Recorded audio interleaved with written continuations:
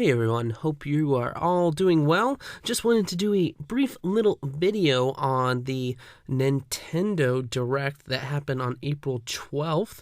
As most of you probably know, I am a Nintendo fan, so I thought it would just be natural to want to do a little bit of a commentary there. And it gave me a break of from doing a review on Beauty and the Beast. That is coming up, so don't you worry. But I just wanted to do something a little bit different. So first things first, I did like how speedy it was. It was a very good format with just a lot of information going at you. It was all killer, no filler, as they say. Now, granted, the material may have not been super exciting, all of it, but there was never a dull moment. That can definitely be said. I do believe, especially since they talked about it in last year's E3, that Ever Oasis should have been delved into more. It looks like a very interesting RPG, kind of unique visuals and experience.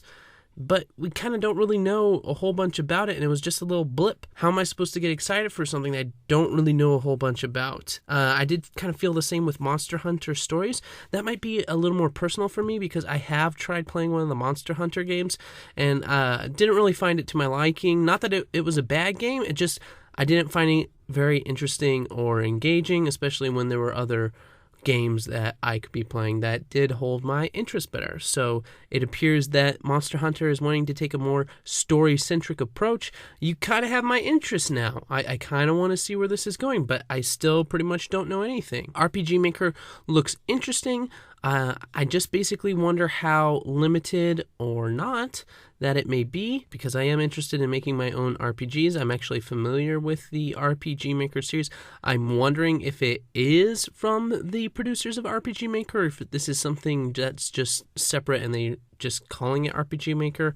But we'll see how people use it and interact with it. I will probably wait to see reviews on that before I consider engaging in that, because the fact of the matter, it being 3DS makes it rather limited, where if I'm going to purchase RPG Maker program, probably going to do that on PC. Meatopia looks absurdly fun, and I would love to go on an adventure with the Nintendo crew, but I will wait to see if it's any good. Something like that can be an absolute gem, or it could be an absolute flop, but I have to give props to Nintendo. It's a really interesting format and idea. It definitely got my attention there. I was super glad because Fire Emblem is one of my 3 favorite IPs when it comes to video games. Super happy that there was a little segment on Fire Emblem. However, I was not happy that it was basically all about how DLC will be coming to Fire Emblem Echoes. How about you let the game launch first and then we can talk about DLC? But for those of us in North America, we still have to wait a month. So let's just ease the DLC talk a little bit, Nintendo. One thing that caught me by surprise, it kind of makes sense if you think about it, but can't believe Kirby is 25 years old. While none of the games really spoke to me, one thing that I can kind of reflect upon with the Kirby franchise is, with how many different games that I have played, it just brings to mind that they've done so many different iterations and different ways of playing Kirby that it's a very versatile game series, and that's kind of part of the magic of Kirby. I do have to note that Bye Bye Box Boy looks really fun. I do like the art style. However, it is an eShop only, which for me means that I probably won't get it. I'm not huge into eShop games.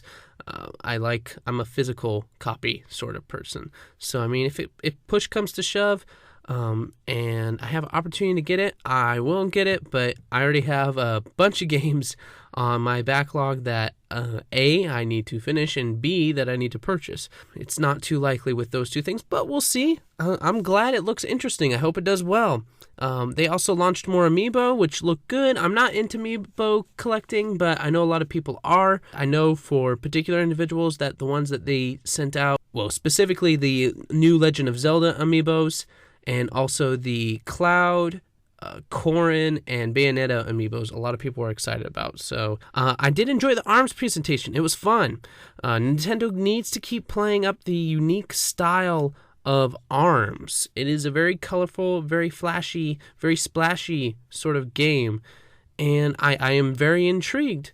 I know a lot of people have a lot of doubts about it. I was actually watching it with a friend of mine when they were talking about ARMS, and yeah, he was not really convinced about it. He's like, I don't think that's going to work. So I really, really hope that ARMS can convince the doubters wrong, but it being a motion game, or motion parts of it at least, yeah, there's going to be some people who have some doubts. So I hope ARMS can prove them wrong. I hope that it'll be a great, fun little game there. I like the neon yellow. That was really interesting. Totally different color there. Not exactly what I would assume with the gaming system, but it sets the Switch apart, which Nintendo doesn't really need to do anyways, but hey, it's a way to set yourself apart, and yeah, it makes them some more money. Kind of like with the Joy-Con battery packs, which is weird. Why do we need those, Nintendo? Wouldn't your Switch die first before you run out of juice on your Joy-Cons when you can just put them on there? It's weird. I don't blame Nintendo for doing it. I'm sure someone somewhere can use it. I just don't know who that might be. I can't wait to play Mario Kart 8 I have never gotten it on my Wii U. Part of that was because I just hadn't gotten around to getting it yet. And by the time that I did consider getting it, they were already announcing the Switch, and there was already rumors of there being a Mario Kart 8 kind of super version, or in this case, deluxe version being made. So I thought, well, I'll just wait and see, and well, as it turned out, that was the case. So when I finally get my Switch, whenever that happens, definitely be playing Mario Kart 8. Been missing that. But yeah, looks pretty cool. Street Fighter and Minecraft felt like obligatory mentions. It's good for Nintendo, but I would have rather have seen some time spent on some other games, say like Ever Oasis, maybe a little few more details on ARMS and Splatoon. I mean, we're kind of getting into the part where how speedy it was kind of working against it, where it was great to mention all of these games, but we weren't really able to go into a huge amount of detail with them. Even with Splatoon, it didn't feel like they went into too much detail. They just kind of had a fun little skit, and then they showed one new mode, which was Horde mode, and a lot of people are excited about Horde mode. But yeah, it wasn't really too much as it concerns with Splatoon. Kind of getting ahead of that, but so I might as well talk about it. I liked the presentation, but the showing of the gameplay was a little boring for me. Like, I liked the little video, it was kind of cute, but once they showed the gameplay, they're just kind of talking about Horde mode, and it just kind of got boring for me. I mean, it doesn't make me any less excited. It doesn't mean I don't want to try the mode. I do. It's just, yeah, I think that time could have been better used. A bit of a surprise, I didn't know they were working on another 3D Sonic. I mean, it makes sense that they are, but we'll see if this one's going to be any good.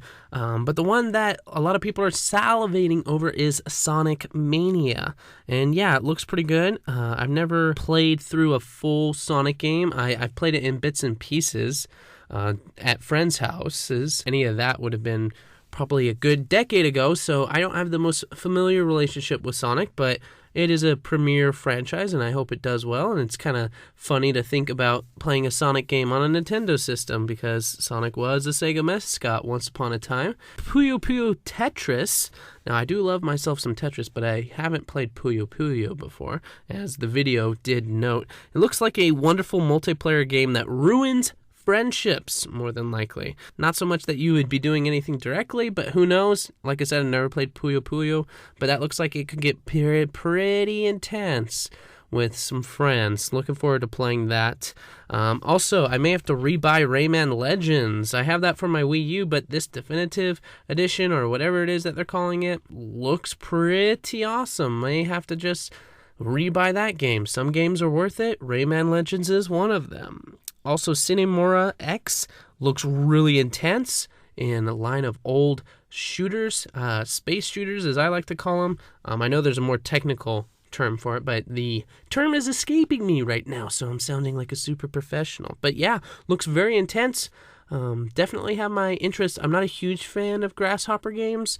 Ever since I played No More Heroes, it was just kind of, okay, this isn't exactly my cup of tea, but they have my interest on this one. But yeah, glad to see the Namco Museum. I have that for the Wii, so not really personally excited for it, but, people love some of these old games, and there was a few old games on there that was on my current version of Namco Museum, so that still got my interest, like with Samurai Showdown and whatnot. It's good that they're doing these things, especially since Nintendo has not talked about an eShop or a virtual console. That's what I meant to say, virtual console. They haven't talked about that, which for me since I like physical copies, doesn't bother me, but there are a lot of people who are talking about it. And still, even with this presentation, Nintendo has not discussed a virtual console. They have a really great selection of games that they premiered in this Direct for 3DS and the Switch. There were a few head scratchers like Monopoly and buying an extra dock and those battery packs that we talked about.